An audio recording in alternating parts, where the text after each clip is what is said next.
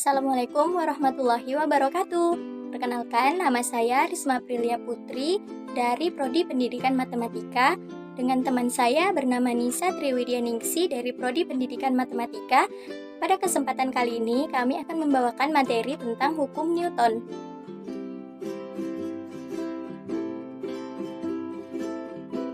Baiklah, materi pertama adalah pengertian hukum Newton. Apa itu hukum Newton? Hukum Newton adalah hukum gerak yang menjadi hukum dasar dinamika dengan merumuskan gaya terhadap pengaruh gerak pada benda tertentu. Hukum ini menggambarkan hubungan antara gaya yang bekerja pada suatu benda dan gerak yang disebabkannya. Hukum Newton ditulis oleh Isaac Newton pada karyanya yang berjudul Filosofi Naturalis Principia Mathematica yang diterbitkan pada 5 Juli tahun 1687. Atas jasa sang ilmuwan, istilah Newton ini kemudian dijadikan sebagai satuan gaya demi menghormati Sir Isaac Newton atas penemuannya itu. Hukum Newton sendiri terbagi atas 3 bagian. Yang pertama, hukum Newton 1, hukum Newton 2, dan hukum Newton 3. Kita akan bahas satu persatu secara lebih terperinci. Yang pertama adalah hukum Newton 1. Hukum Newton 1 mengatakan bahwa bila resultan gaya yang bekerja pada suatu benda sama dengan 0 atau tidak ada gaya yang bekerja pada benda tersebut, maka setiap benda akan bergerak terus dengan kelajuan tetap pada lintasan yang lurus atau gerak lurus beraturan atau tetap diam. Secara matematis dapat dituliskan sebagai sigma F sama dengan 0, di mana sigma F artinya adalah jumlah gaya yang diberikan terhadap suatu benda sama dengan 0. Berdasarkan hukum 1 Newton ini dapat dipahami bahwa suatu benda cenderung mempertahankan keadaannya. Jika resultan gaya yang bekerja pada suatu benda bernilai 0, maka benda yang awalnya diam akan tetap diam, dan untuk benda yang awalnya bergerak akan tetap bergerak dengan kecepatan yang tetap dan tidak berubah. Oleh karena itu, hukum Newton 1 juga sering disebut sebagai hukum kelembaman atau hukum inersia. Hukum ini sudah dibuktikan oleh para astronot yang berada di luar angkasa. Mereka mencoba mendorong sebuah pensil yang pensil tersebut mengambang karena tidak adanya gaya gravitasi. Maka pensil tersebut bergerak lurus dengan kecepatan yang tetap, kemudian baru berhenti bergerak setelah menabrak dinding pesawat luar angkasa. Hal ini terjadi karena di luar angkasa tidak ada udara, sehingga tidak menimbulkan adanya gaya gesek yang menghambat pensil tersebut untuk bergerak. Contoh dari diterapkannya hukum Newton 1 dalam kegiatan sehari-hari adalah pada saat seseorang menaiki mobil, ketika sedang naik mobil atau kendaraan lainnya, jika mobil semula dalam keadaan diam, kemudian secara tiba-tiba bergerak, dia akan merasakan seperti terdorong ke belakang. Jika semula mobil melaju kencang kemudian direm secara mendadak, dia akan terdorong ke depan. Kejadian ini terjadi karena orang tersebut berusaha mempertahankan keadaan semula, yaitu duduk dengan tegak di kursi mobil. Hukum Newton 2. Bunyi dari hukum Newton 2 yaitu percepatan dari suatu benda akan sebanding dengan jumlah gaya yang bekerja pada benda tersebut dan berbanding terbalik dengan masanya.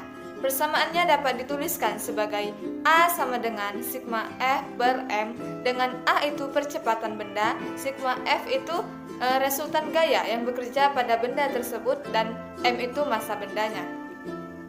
Hukum Newton 2 juga menjelaskan bahwa ketika resultan gaya yang bekerja pada suatu benda tidak sama dengan 0, maka benda tersebut akan bergerak dengan percepatan tertentu. Artinya, benda yang bergerak memiliki percepatan. Dari bunyi hukum Newton 2 dan persamaannya dapat kita tarik kesimpulan bahwa semakin besar gaya yang diberikan pada suatu benda, maka percepatan benda juga akan semakin besar. Begitupun sebaliknya. Kita ambil contoh saat kita memiliki sebuah mobil mainan, kemudian kita mencoba menarik mobil mainan itu ke belakang dan melepaskannya, maka dia akan mulai bergerak maju ke depan. Nah, jika kita menariknya mobil mainannya itu semakin kuat, maka semakin cepat pula mobil mainan itu melaju. Jadi dapat dikatakan bahwa hukum Newton 2 menunjukkan semakin besar gaya yang diberikan pada benda, maka percepatannya juga akan semakin besar. Kemudian jika kita mencoba memberi beban di atas mobil tersebut, maka gerak mobil juga akan sedikit melambat.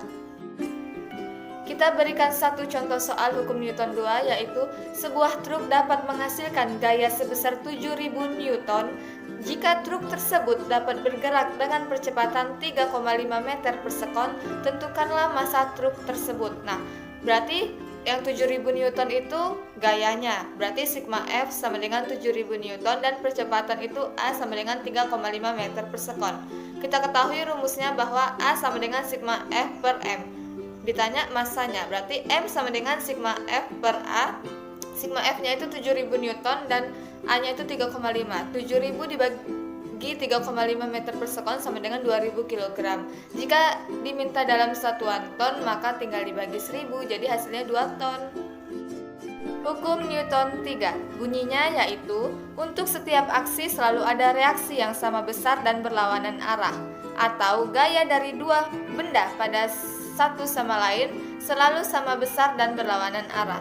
Artinya, jika benda A mengerjakan gaya pada benda B, maka benda B juga akan mengerjakan gaya pada benda A, yang besarnya itu sama namun memiliki arah yang berlawanan.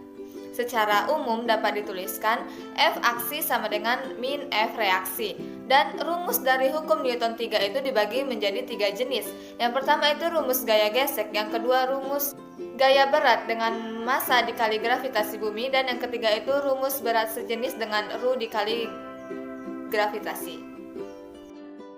Contoh penerapan hukum Newton 3 adalah ketika sedang berjalan di atas lantai, saat kaki berjalan, kaki menekan lantai ke belakang, yaitu sebagai aksi.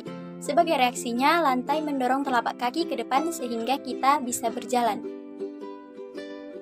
Contoh lain adalah saat kita mencoba memukul paku dengan palu, maka palu sebagai benda yang memberikan gaya aksi dan menghasilkan gaya dari paku yang merupakan gaya reaksi dari pemukulan melalui paku tersebut. Selain dua contoh tersebut, ada contoh lain lagi, yaitu saat kita mendayung perahu di air. Saat menggerakkan dayung ke arah belakang, maka perahu akan bergerak ke depan. Begitupun sebaliknya, jika mendayung ke arah depan, maka perahu akan bergerak mundur. Hal ini terjadi karena adanya gaya aksi yang diberikan lewat dayung, sehingga perahu akan memberikan gaya reaksi yang sama besar dengan arahnya yang berlawanan.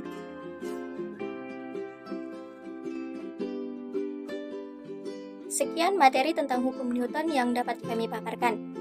Kami mengetahui bahwa materi yang kami sampaikan sangatlah sederhana. Semoga materi yang kami sampaikan dapat bermanfaat dan dapat memberikan pengetahuan baru kepada teman-teman sekalian yang menyaksikan video ini. Lebih dan kurangnya kami ucapkan terima kasih dan mohon maaf yang sebesar-besarnya. Sampai jumpa di video selanjutnya.